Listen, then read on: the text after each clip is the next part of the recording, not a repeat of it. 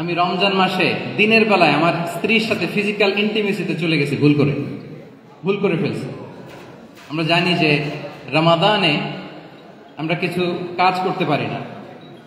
সিয়ামের সংজ্ঞাই হচ্ছে আসওমু হুয়াল ইমসাক আনিল আকলি ওয়া শুরবি ওয়াল জিমাই মিন তুলুইশ শামসি ইলা মিন তুলুইল ফাজরি ইলা গুরুবি শামসি মা'আন নিয়া। মানে রোজা হচ্ছে এটা এমন ইবাদত, সূর্যোদয় থেকে সূর্যাস্ত পর্যন্ত না খেয়ে থাকা, কোনো কিছু পান না করা, এবং দিনের বেলায় বিবাহিতরা তাদের স্ত্রীদের সাথে ইন্টিমেসিতে যেতে পারবে না। এটা যদি কেউ মেনটেন করে এটা হচ্ছে সিয়াম। তো সাহাবী বলে, ইয়া রাসূলুল্লাহ, আমি তো শেষ, আমি তো দিনের বেলা ভুল করে ফেলছি, আমি তো আমার স্ত্রীর সাথে মেলামেশা করে ফেলছি, এখন কি করব? তো এটার আবার একটা বড় পেনাল্টি আছে। আপনারা যারা জানেন যে ইচ্ছাকৃত রোজা ভাঙলে কাজাও করতে হয়, কাফারাও দিতে হয়। কাজা মানে একটা রোজার জন্য একটা রোজা, আর কাফারা মানে হচ্ছে আরো 60টা রোজা রাখতে হবে। কয়েকটা জিনিস আছে, বেসিক্যালি 3টা। তো রাসূল সাল্লাল্লাহু আলাইহি ওয়াসাল্লাম তাকে বললো যে তোমার তো পেনাল্টি হয়েছে, তুমি তো বড় ভুল করে ফেলছো, তো তোমার কাছে কি এরকম কোনো দাস আছে যেটাকে তুমি আজাদ করে দিতে পারবা, মুক্ত করে দিতে পারবা, তাহলে পেনাল্টি আদায় হয়ে গেল। সে বলে, ইয়া রাসূলুল্লাহ, না, আমার তো এত সক্ষমতা নেই, আমার কাছে তো কোনো দাস নাই। আচ্ছা, দাস নাই।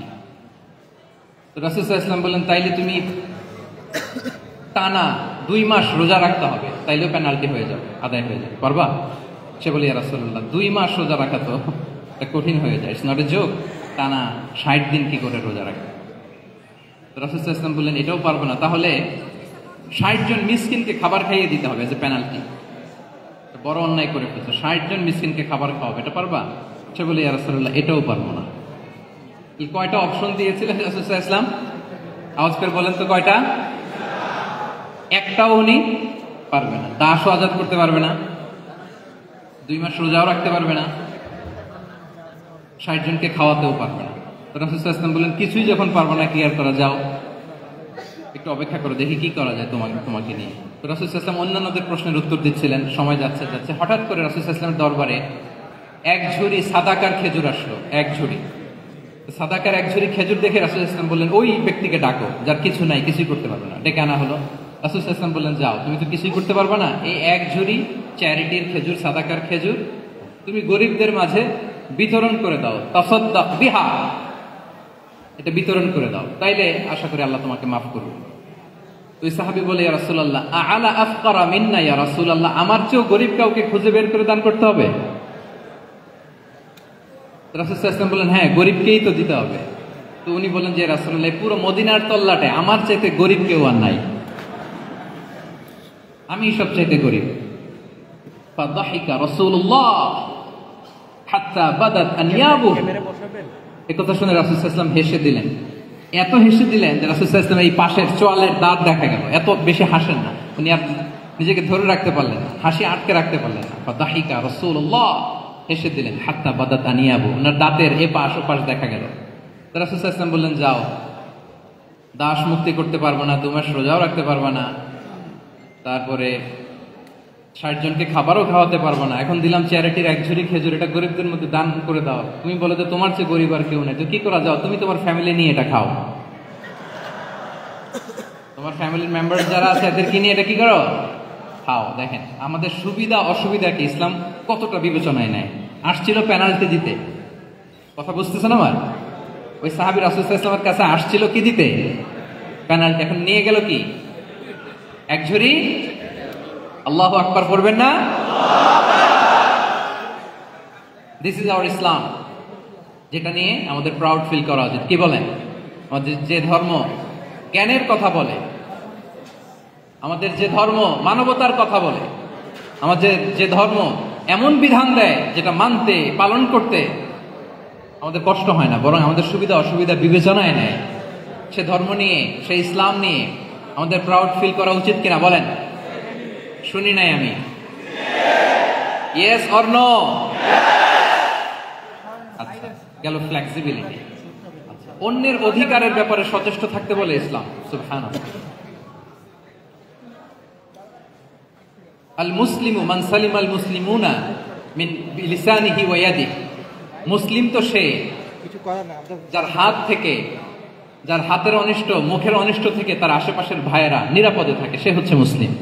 তার মানে আপনার হাত দিয়ে, আপনার কথা দিয়ে, আপনার কাজ দিয়ে আপনি আশেপাশের কাউকে যদি কষ্ট দেন, আপনি মুসলিম হতে পারবেন? আপনি আশেপাশের কাউকে কষ্ট দিতে পারবেন না। আপনার নেইবরকে যদি আপনি কষ্ট দেন, আপনি মুসলিম হতে পারবেন না। আপনি অন্যের প্রাইভেসিতে যদি ইন্টারফেয়ার করেন, কারো প্রাইভেসি যদি ভায়োলেট করেন, আপনি ভালো মুসলিম হতে পারবেন? কারো পার্সোনাল স্পেসে যদি আপনি নাক গলান, আপনি যদি ইন্টারফেয়ার করেন, তাহলে আপনি ভালো মুসলিম হতে পারবেন? অন্যের অধিকারের ব্যাপারে ইসলাম আমাদেরকে সচেষ্ট থাকতে বলে। ইসলাম বলে ওয়ালা তাজাসসু, খবরদার খবরদার গোয়েন্দাগিরি করো না, কারো পার্সোনাল স্পেসে নাক ঢুকিও না। যেটা তোমার ইস্যু না, যেটা তোমার বিজনেস না, ওখানে তুমি কবু যাবে না। কিন্তু আমরা এগুলো ভায়োলেট করি, দেদারসে কি বলে করি না? অন্যের কোনো বিষয়ে আমাদের আগ্রহ থাকে বেশি, এরকম থাকে না? এনএসইউতে আলহামদুলিল্লাহ এরকম কেউ নাই, আছে এরকম? কার পার্সোনাল বিষয়ে আমাদের কোনো ইন্টারেস্ট আছে? আছে না নাই? হাফ হাফ হয়ে গেছে, দেখছেন? আচ্ছা, অন্যের পার্সোনাল বিষয় জানতে খুব মন চায় কার কার দেখি?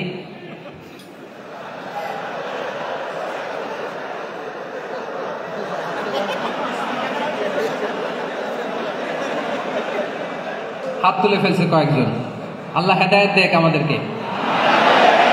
আচ্ছা, অন্যের পার্সোনাল বিষয়ে নাক গলায় না, এরকম কারা কারা দেখি?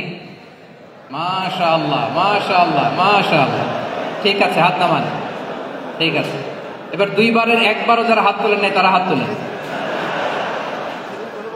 আপনারা কি করেন? আচ্ছা, তাহলে অন্যের পার্সোনাল ইস্যুতে আমরা আজকে থেকে নাক গলাবো, আমরা ভুল করে ফেলি। ইনশাল্লাহ আমরা এমনটা করবো না। আমরা খুঁচিয়ে খুঁচিয়ে তার পার্সোনাল বিষয় জানতে চাই। বিশেষ করে নিঃসন্তান দম্পতি পেলে আমি দেখেছি খুঁটিয়ে খুঁটিয়ে তাকে প্রশ্ন করে যে ভাই কি সমস্যা, ভেবে নিচ্ছেন না কেন? কার সমস্যা? আপনার সমস্যা না ভাবির সমস্যা? আরে বেটা, তোর কি সমস্যা সেটা বল।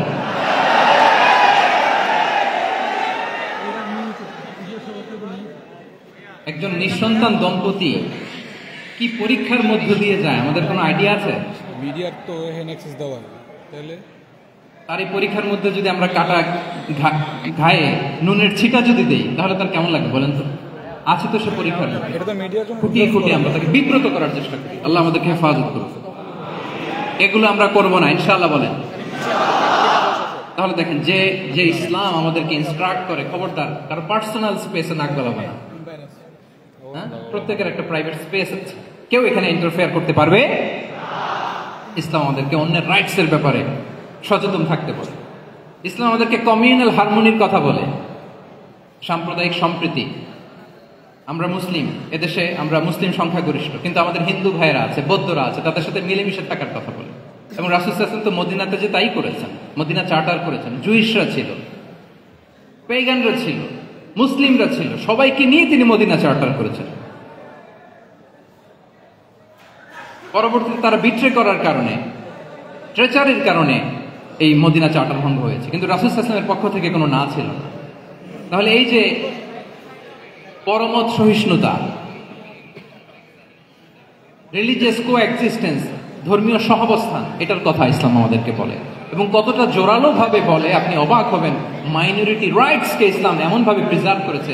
আল্লাহ রাসূল সাল্লাল্লাহু আলাইহি ওয়াসাল্লাম বলেন, কোন হিন্দু, কোন মাইনরিটি, কোন সংখ্যালঘু, শব্দটা যদি আমাদের পছন্দের না, বোঝানোর জন্য বলছি, কোন অমুসলিম যদি মুসলিমদের পাশে থাকে এবং কোন মুসলিম যদি তার রাইটকে ভায়োলেট করে, যেমন আপনি মুসলিম, আপনার নেইবার হচ্ছে হিন্দু, আপনি যদি তার হক নষ্ট করেন, জোর করে তার জমি দখল করেন, তাকে তার প্রাপ্য থেকে বঞ্চিত করেন, রাসূল সাল্লাল্লাহু আলাইহি ওয়াসাল্লাম বলেন কিয়ামতের দিন আমি ওই হিন্দুর পক্ষে মুসলিমের বিপক্ষে বাদী হয়ে দাঁড়াবো।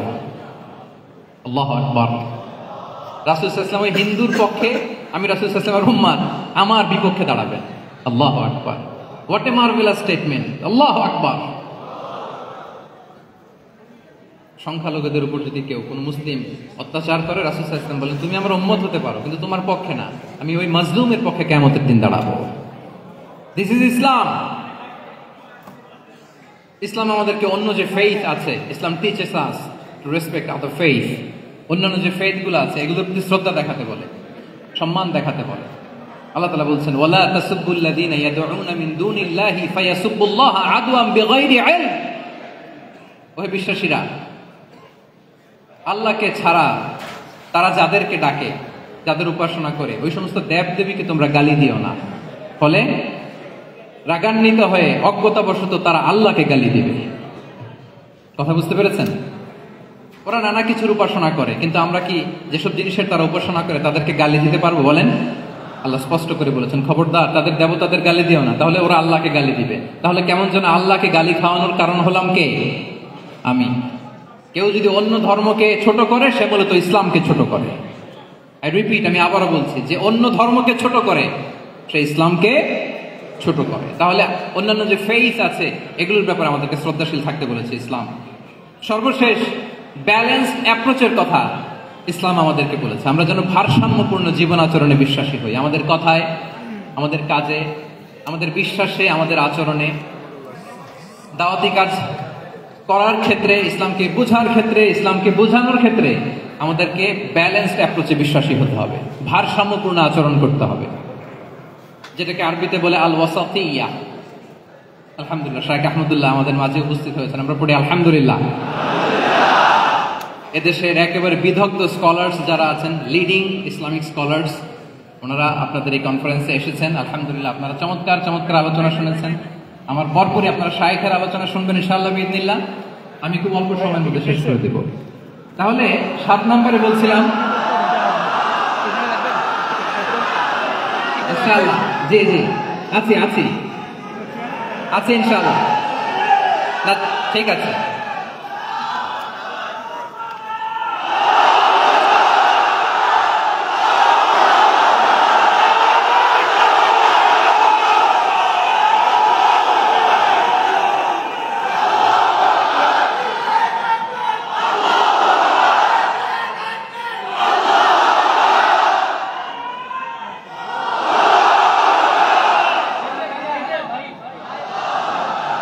সম্মানিত সুধী মণ্ডলী, ওয়াকাযালিকা জাআলনাকুম উম্মাতান ওয়াসাতা।